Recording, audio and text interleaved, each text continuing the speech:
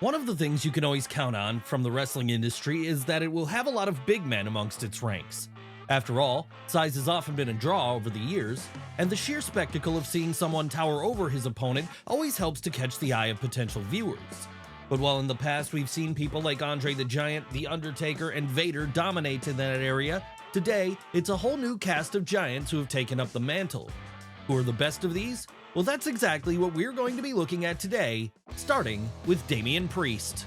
Yes, in many ways, Damen Priest is the man of the hour in current-day WWE, as after spending almost a decade grinding away in places like Ring of Honor and NXT, the New Yorker finally got his big breakout moment at WrestleMania 40 when he cashed in his Money in the Bank contract to take the World Heavyweight title away from Drew McIntyre.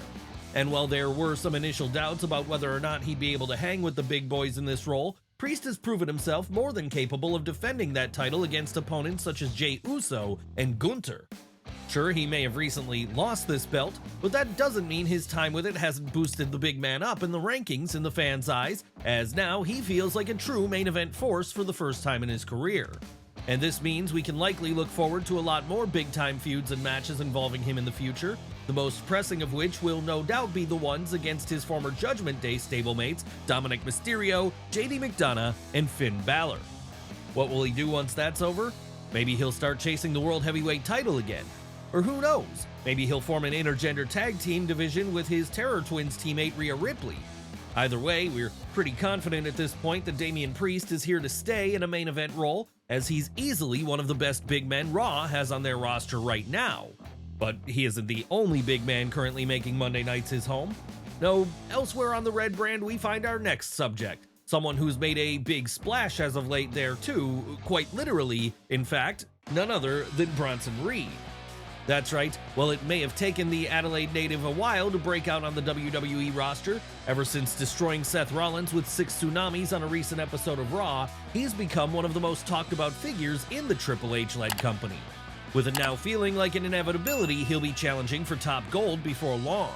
Of course, anyone who's been watching Reed for any length of time should be well aware of how great a big man he is, though. After all, this is a man who pinned Kazuchika Okada clean during the 2022 G1 Climax. And it's not just that which makes him such a fearsome force. No, all throughout his initial run on NXT back between 2019 and 2021, he was also proving he had it in him to be a modern-day equivalent to someone like Bam Bam Bigelow. The only question left at this point then is how long it'll be before the Aussie star finally decides he wants to go after the champion, whoever that may be at the time. The ball is firmly in his court on this one, and when he does decide to drop a tsunami on whoever's holding the World Heavyweight title then, they better hope a bell hasn't rung already, because if it has, their time with the title may be coming to an imminent end. Seriously, given how great he's been in recent weeks, we could easily see Bronson Reed completely dominating Raw as the Netflix era begins. We could even see him further establishing his dominance by getting big wins over people like CM Punk and Drew McIntyre. After all, what better way to introduce a whole new audience to someone you want to turn into a big star?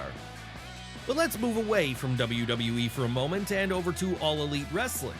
Why are we going there? Well, because that's where our next modern big man currently works, the one, the only, Luchasaurus.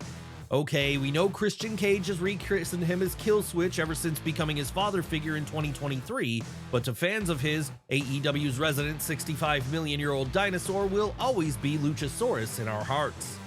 Hell, we're all just waiting for the moment he finally turns on his master and returns to his old babyface ways.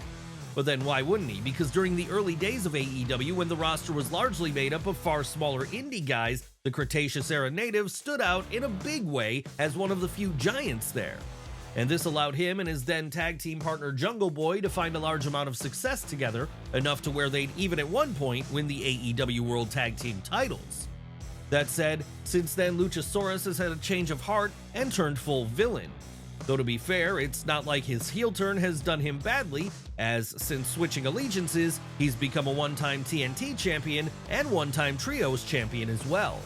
But even then, what fans really want to see is him laying out Christian Cage with a chokeslam and once again remembering who he really is, one of the best big men on the AEW roster. Really, at this point, it's just a case of waiting for it to happen because enough hints have certainly been dropped over the months to suggest it'll come sooner rather than later. And when it finally does, who knows? Maybe the dinosaur will go after the world title and in the process become the Jacksonville promotion's first ever Triple Crown champion. But even if he doesn't do that, Luchasaurus will remain worthy of a spot in today's video, just as our next subject is also more than worthy of a spot in it too. Who are we talking about here? Why, Braun Strowman, of course. No, he may not be as hot as he was at his peak during the late 2010s anymore, but even if he has cooled off under the new Triple H-led regime, Braun Strowman remains one of the most effective big men WWE have on their roster. And the reason for that is even if he's not currently in the world title scene, it wouldn't take much to push him back up to that level at any given time. Honestly, all you'd have to do is have him spend a few weeks going on a path of destruction, and he'd be a totally credible challenger for Gunther. For now though, the North Carolinian seems content to use his size to help others get over, people who can look stronger by beating him up, people like Braun Breaker. And this ability to shift things up and play defense is part of the reason he continues to be such a valuable asset for the game. That said, for as effective as he is in this role, we're pretty sure what fans of his really want is for him to go back to those glory days of around 2018 to 2020 when he got so over, he actually managed to find himself being booked to beat Goldberg for the Universal title at WrestleMania 36.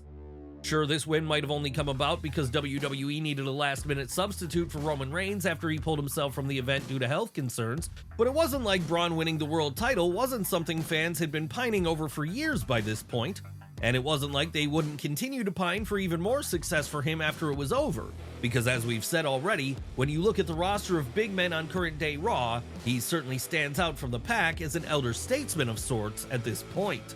Yes, this new roster is a lot fresher and younger than it was under Vince McMahon, so with the monster among men being someone who's been there since 2015, he's pretty much part of the old guard now.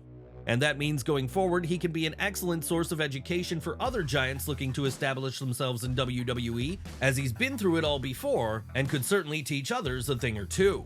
Not that this means he's necessarily ready to wind down or anything, of course.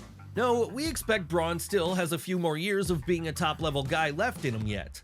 But when he does decide to step away from the spotlight, he'll be able to use his experience to make sure there's someone ready to take his place. Perhaps someone like our next subject, Omos. Now, we know Omos isn't really a rookie anymore, as he was on the WWE main roster for 4 years by the time 2024 rolled around, and we know he's not been around much recently. But let's work on the assumption that he'll be brought back into the fold at some point. After all, the Nigerian-born star certainly still has a lot to offer as, despite being a former Raw Tag Team Champion alongside his then-partner AJ Styles, he's yet to reach his true potential. What is that potential? Well, given his size and given how much this has historically been a benefit for someone in the world of wrestling, he could go all the way to the top before all is said and done. That's right, by the time the decade is over, it's not unreasonable to think that Triple H might book him to have a run with either the World Heavyweight title or the WWE title. That said, we wouldn't have him win this imminently, as he's still a little too green and would likely flounder if given that responsibility before he was ready, so Cody Rhodes and Gunther can both rest easy for the time being. Or who knows, maybe Omos never returns to the mix in WWE. No, maybe he joins the AEW roster instead. Perhaps as part of a new incarnation of the Hurt Business alongside other free agents Bobby Lashley, MVP, and Shelton Benjamin. That would certainly be a turn up for the books, and it would certainly give the big man a whole new canvas to shine on as he was placed in bouts against smaller guys who could bump like crazy for him. Whatever he chooses to do, wherever his future lies, we can feel fairly confident in saying we haven't seen the last of Omos yet. No, the reality here is that there will always be a place for someone like him in the industry. Hell, if the stars align, we could even see him show up in Japan. That said, the likelihood is that if it's not back to WWE at this point, it's AEW bound for the Lagos native. And if he does go down to Jacksonville, that would put him right in the crosshairs of our next subject, Lance Archer. Now, Lance Archer is no newbie to being an imposing big man in the wrestling world. No, he's been quite adept at filling such a role for a while now, whether it be during his early run in WWE as Vance Archer, his time in New Japan as part of Suzuki-gun, or his more recent spell in All Elite Wrestling. Really, it doesn't matter which era we're talking about, as he's never not delivered when it comes to being a convincing giant, even if he hasn't always been fully utilized to the best of his potential. Yes, you could make an argument that of all the big men in wrestling today, Lance Archer is the most underrated, as there's so much more he has to give than he's shown in recent years. Why is his current position what it is? Well, it's likely just a consequence of the rosters of all the big promotions being so full right now, with that leaving little space for someone to break out and truly make a name for themselves, even if they are 6'8" in height. Not that this should suggest the Texan has been doing nothing since becoming All Elite in 2020, of course. No, whenever he's appeared on TV, he's had some pretty good matches against the likes of Hangman Adam Page and Jon Moxley. Still though, there's a sense that given how talented he is, there's something more to be tapped into with the Murder Hawk monster. We just hope that opportunity eventually comes his way then, because if it does, we could be looking at a true main event force here. Someone easily good enough to hold top gold should the stars align correctly and he gets over enough. Will this happen for Lance Archer? I guess we'll just have to wait and see. After all, it's not like there aren't other big men on the current AEW roster nipping at his heels and looking to take his spot, and one of those people, one of the most notable, might be our next subject, Saum Singh. Yes, given how big the current roster is in AEW, it might seem like there's not a lot of free space for someone as green as Saum Singh at the top of the card. But with enough time and experience on the Indian side, that could change, as he represents something fans haven't really seen much of out there, a true giant. Sure, the promotion has had their fair share of big men, but a legitimate 7'4" tall performer, well, that's new ground for them.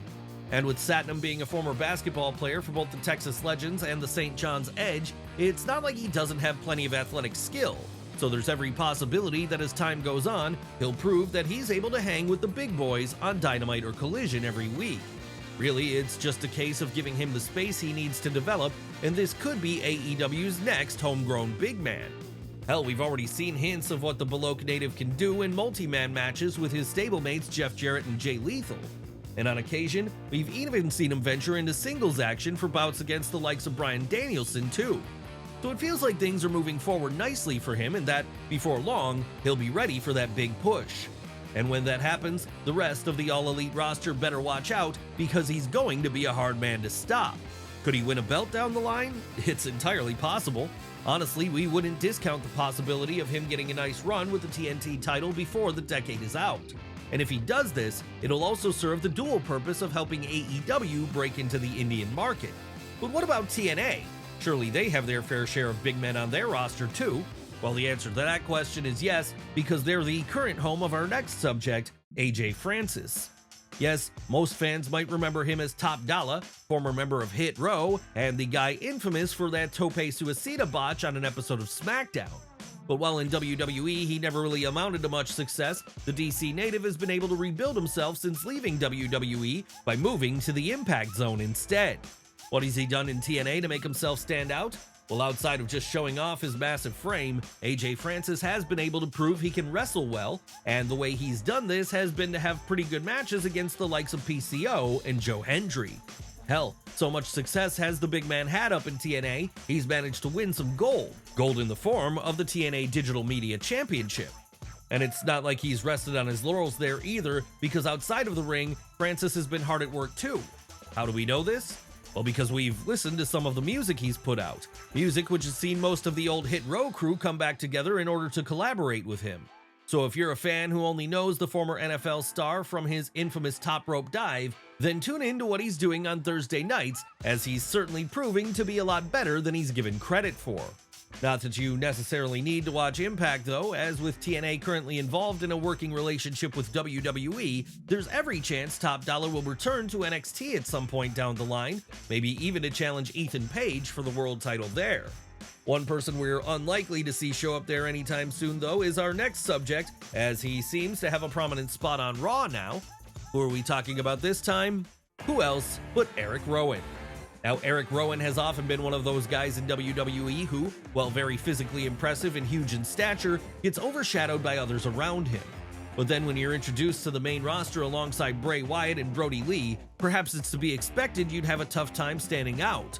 Luckily though, in recent months, it feels like the Minneapolis native has turned a corner in this respect, as ever since becoming a member of the Wyatt Six, he's been featured a lot more prominently. Does it help that outside of Bo Dallas, Rowan has the most emotional story of the entire stable and the closest connection to their spiritual leader Bray Wyatt? Sure. But that alone isn't the reason the big man feels more important than ever right now. No, none of this would mean anything in the long run if he couldn't deliver with his performances. Yes, the 3-time tag team champion has certainly proven he can do what's asked of him whenever it comes time for the bell to ring.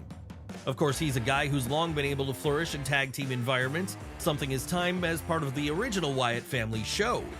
The only question left then is, if the situation ever calls for him to get that big single push, will he be able to flourish in such a role too? It's entirely possible, as he's certainly got the experience inside of a WWE ring at this point, and he's worked with some great big men who have came before him. For now though, we're just happy to see him get back on TV on a regular basis and prove that he doesn't deserve to be thought of as the forgotten member of the mighty quartet of Bayou heels who once ruled the roost on Raw and SmackDown. No, Eric Rowan was always better than that, so thank God fans are now noticing him. And he's not the only person on current-day WWE TV that's finally getting noticed by audiences when we're talking about talented big men, as the exact same thing could be said about our next subject too, Ivar.